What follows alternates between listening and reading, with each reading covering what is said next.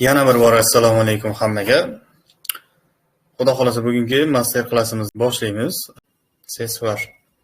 Var. Tamom. Bo'pti. Yaxshi. Hammada yaxshi ko'rinyapti ekan. Hop, o'rtoqlar qaranglar, bu yerda hozir yozma bo'yicha o'zi master klassda nimani o'rganasizlar?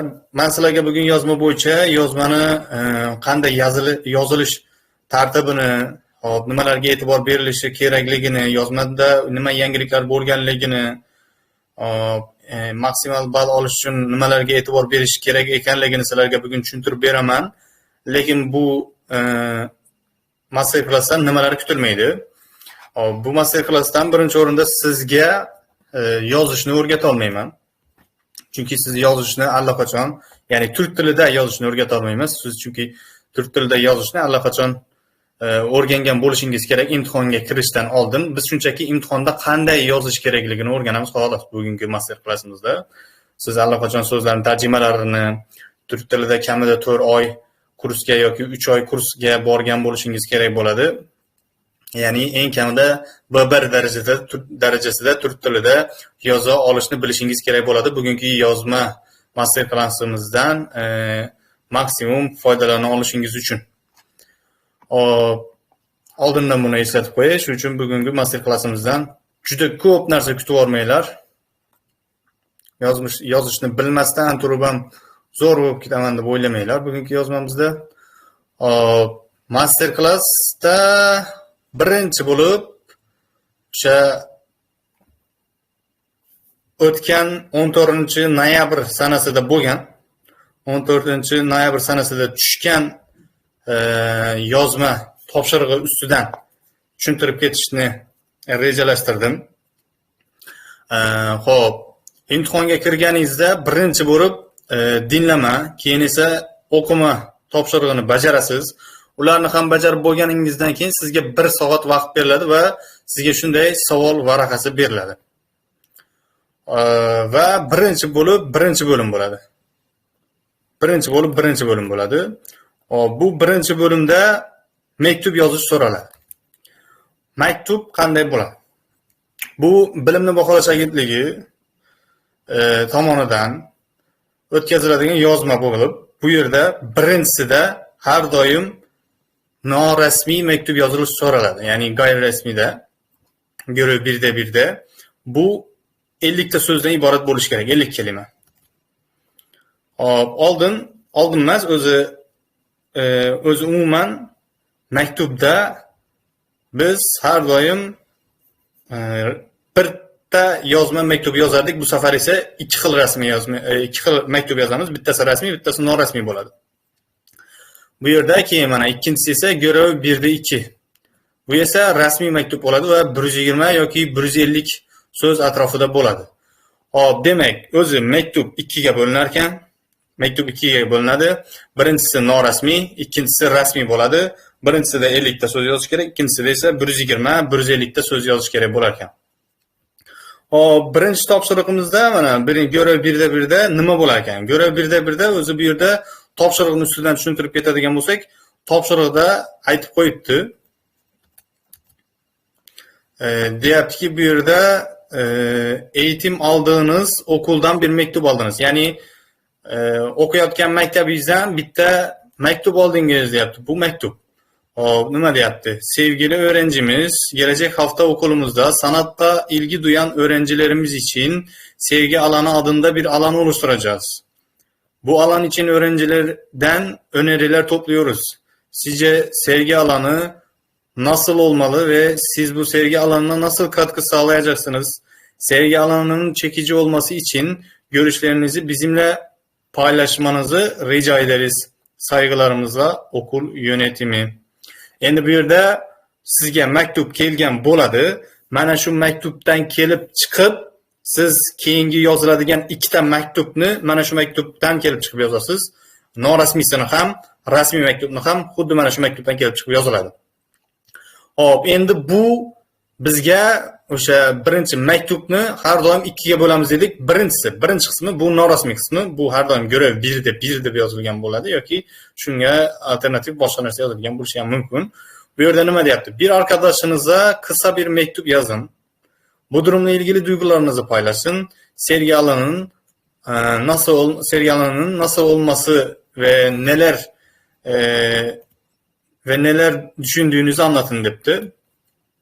Bu yerda o'sha har doim norasmiy shaklida do'stingizga, o'rtog'ingizga, qo'shningizga, oila a'zoyingizga yoki yaqin bir tanishingizga yoki o'sha hamkasbingizga, tanishingizga norasmiy shaklda 50 ta so'z mektub yozishingiz so'radi bu yerda. Bu yerda ham mana topshiriq yaklaşık 50 kelime yazınız debdi. O kendi adınızın neydi? Şu adını kullandı. Demek bir yerde mana e'tibor beriladigan jihat sizning ismingiz Deniz Arslanmış. Hop. Biz bu yerda ko'rib ketishimiz kerak bo'ladigan narsalar bor. Topshiriqni tushundik. Topshiriq shunday. Biz birinchi topshiriqni tarjima qilib ketaylikchi. Topshiriqda nima deyapti? Hurmatli o'quvchimiz deyapti. Kelasi hafta maktabimizda san'atga qiziqish bildiradigan o'quvchilarimiz uchun deyapti. Ko'rgazma maydoni nomida bir maydoncha tashkillashtirmoqchimiz. Bu maydon uchun o'quvchilardan takliflar yig'yapmiz deyapti. Sizningcha ko'rgazma maydoni qanday bo'lishi kerak va bu ko'rgazma maydoniga siz nimalar bilan o'z hissangizni qo'sha olasiz? Ko'rgazma maydoni chiroyli bo'lishi uchun deyapti, o'z fikrlaringizni biz bilan bo'lishing, iltimos debdi. Demak, maktabimizda bitta o'sha ko'rgazma maydoni ochilmoqchi ekan. Shu ko'rgazma maydonini qanday bo'lishi haqida bizdan so'rayapti ekan. Xo'p, biz bu yerda o'rtog'imizga, tanishimizga mektub yozishimiz kerak bo'lar ekan, norasmiy mektub. Norasmiy mektub o'zi qanday yozilar ekan? Qaranglar. Topshiriq 40-60 so'z atrofida bo'lishi kerak bo'ladi o'rtoqlar. Hop, 100 ta so'z bo'lsa ham noto'g'ri bo'ladi va 50 tadan kam bo'lsa ham bu balni kamaytiradi. Balni kam bo'lishiga olib keladi. Keyin o'sha görev 1da 1 ga bu yerda berilgan javob B1 darajasida bo'ladi o'rtoqlar. B1 darajasida bo'ladi. Hop, görev 1da 1 dan yana davom etib ketamiz. Bu yerda nima deyapti? O'zi umumiy vaqtni to'g'ri taqsimlab olish kerak bo'ladi. Görev o'sha topshiriq birinchisida norasmiy maktub uchun.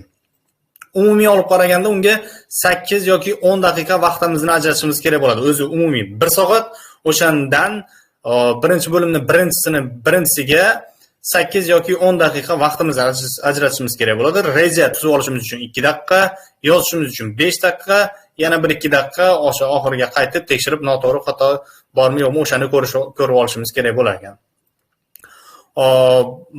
Baholanish qanaqa bo'ladi? Baholanishi ichida har doim o'sha sizdan so'ralgan narsa bor bo'lishi kerak bo'ladi. So'z boyligi, grammatik strukturalar ham xuddi o'sha B1 darajasida bo'lishi kerak va norasmiy darajada bo'lishi kerak. Bu yerda ham juda ham rasmiylashib ketsangiz ham bo'lmaydi, chunki bu yerda sizdan zotan norasmiy maktub so'ralgan. Shuning uchun rasmiylashib ham ketmasligi kerak bo'ladi. So'z boyligingizni, ya'ni o'sha norasmiy so'zlarga boy ekanligingizni bildirib ketishingiz bo'ladi va matn albatta yaxlitligi, ya'ni bir-biriga bog'lanishi, o'sha matndan ma'no chiqishi kerak bo'ladi. Keyin esa o'sha imlo xatolariga, ya'ni yozgan yozuvingizni imlolari to'g'ri bo'lishi kerak va o'qishga qulay bo'lishi kerak bo'ladi. Bizda mana ko'rib turganingizdek, xuddi shunday javob varaqasi beriladi. Bu yerda mana ismingiz va familiyangiz yozilgan bo'ladi. Bu yerda yozilgan bo'lib tayyor holatda keladi. Bu yerga hech qanday ism, familiyangiz yozilmaydi, o'rtoqlar. Hech kim bu yerga o'zining ismini, familiyasini yozmaydi. Tayyor qog'ozchaga yoziladi xolos. Tayyor qog'ozchaga o'sha ismingiz yozilgani to'g'rimi yo'qmi o'shani tekshirib olasiz. Keyin bu yerda mana görev 1da 1 deb qo'yibdi zotan. Mana shu joyga norasmiy maktubni yozamiz. Qayergacha yozamiz? To mana shu joygacha yozamiz. Va bundan pastiga o'tmaymiz. Bundan pasti nima bo'lyapti? O'z-o'zidan görev 1da 2, ya'ni norasmiy maktub bo'lib ketyapti. Xo'p, qaranglar. Endi bu yerda norasmiy maktubda birinchi bo'lib nima qilishimiz kerak? Birinchi bo'lib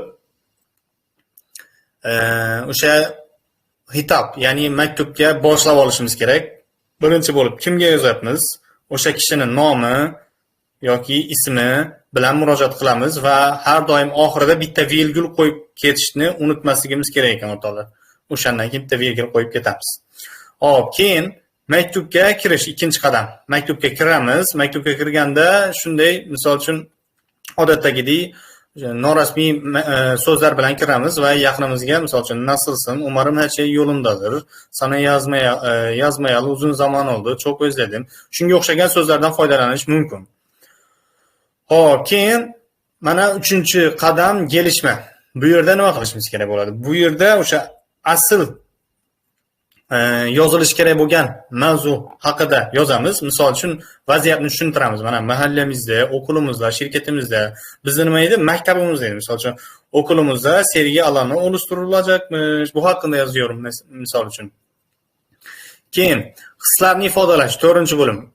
Mana shu holat bilan siz o'zingizni qanday his qilyapsiz? Misol uchun bu duruma çok sevindim. İçim rahatladı ya da endişeliyim, kaygılanıyorum. Açıkçası çok sevindim, minnatdarım, umutluyum. Qaranglar, bu yerda har xil o'sha hissiyotlarni belgilash bo'yicha so'zlar berib ketilgan ki har doim topshiriq imtihonda har xil tushavermaydi. Ya'ni bu degani siz dekabr oyida imtihonga kirsangiz yoki yanvar oyida va bundan keyingi imtihonlarga kirganingizda ham har doim bir xil sizni xursand qiladigan bo'lishi mumkin. Bu sizni xursand qiladigan yangilik bo'lishi mumkin degani emas. Bu teskarisiga siz xafa bo'ladigan vaziyat ham bo'lishi mumkin. Shuning uchun bu yerda ikki xil hislarni ifodalash haqida tushuntirilgan, mana o'limli va bu yerda o'limsiz bo'lishi ham mumkin, o'sha holat sizni xafa qilishi ham mumkin. Bu yüzden endişeliyim ya da hayal kırıklığı yaşıyorum, rahatsız oluyorum, biraz kaygılıyım bo'lishi ham mumkin.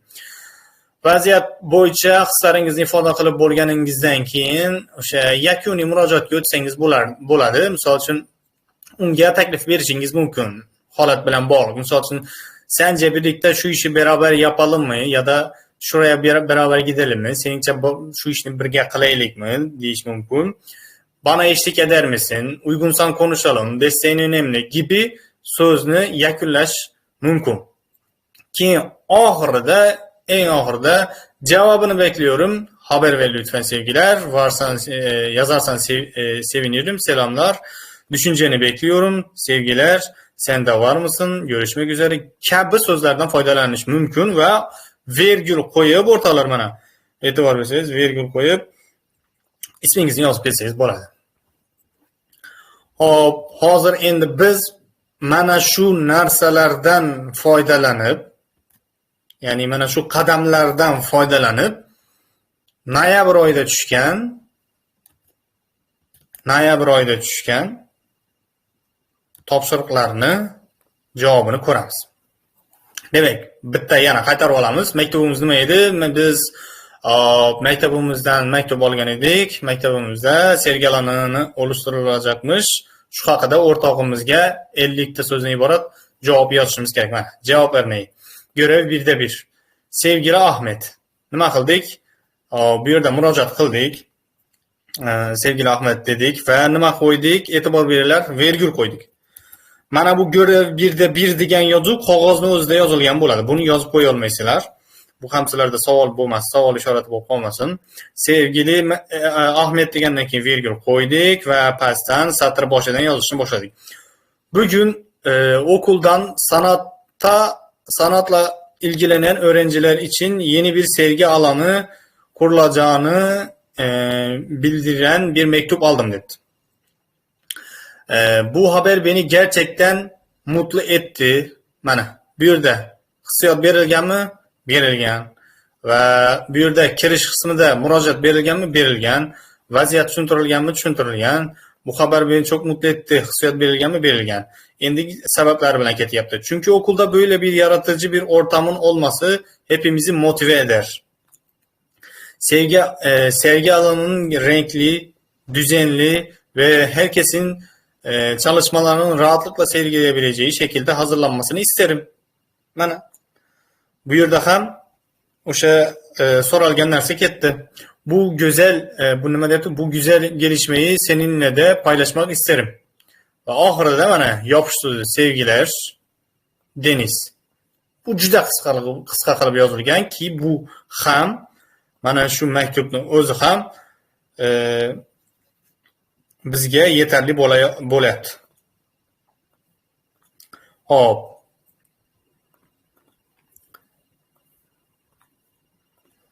Demak, endi bizda nima bo'ldi? Görev 1'de 1 uchun javob o'rnagi tayyor bo'ldi. Bir arkadaşınıza kısa bir mektup yazın. Bu durumla ilgili duygularınızı paylaşın. Paylaştık. Sergel'in nasıl olması ve ne düşündüğünüzü anlatın.